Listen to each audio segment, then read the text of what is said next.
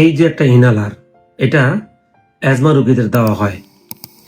Asthma এক ধরনের ফুসফুসের ইনফ্লেমেটরি ডিসঅর্ডার, অর্থাৎ প্রদাহজনিত রোগ, যার কারণে অ্যাজমা রোগের মূল চিকিৎসা কিন্তু ইনহেলার।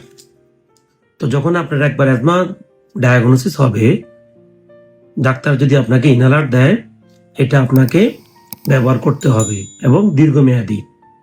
এমনও হতে পারে সারা জীবন ব্যাপী, যেহেতু একটা ইনফ্লেমেটরি ডিসঅর্ডার, এটা সারা জীবন লেগে থাকবে। কতদিন ব্যবহার করতে হবে এই ধরনের ইনহেলার, এটা নির্দিষ্ট কোনো নিয়ম নেই। তবে পূর্ণ মেয়াদে আমরা যদি 2 বছর ব্যবহার করে কেউ, আপনার ডাক্তার বা চিকিৎসক চাইলে এই ইনহেলারের ডোজ কমিয়ে নিয়ে আসতে পারে। অর্থাৎ 50%, 25% করে করে উনি ডোজটা কমিয়ে নিয়ে আসতে পারে এবং একসময় বন্ধ করেও রাখতে পারেন। তবে অবশ্যই আপনার ডাক্তারের পরামর্শ অনুযায়ী।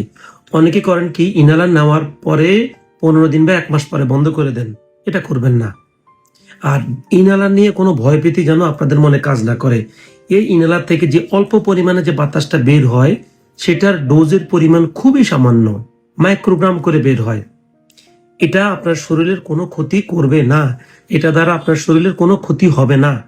তাহলে অ্যাজমা রোগীদেরকে ফিজিশিয়ান যখন এই ধরনের ইনহেলার দেন, আপনারা পূর্ণ মেয়াদে ইনহেলারটি ব্যবহার করবেন, এতে আপনার কোনো স্বাস্থ্য ঝুঁকি নেই। আল্লাহ হাফিজ।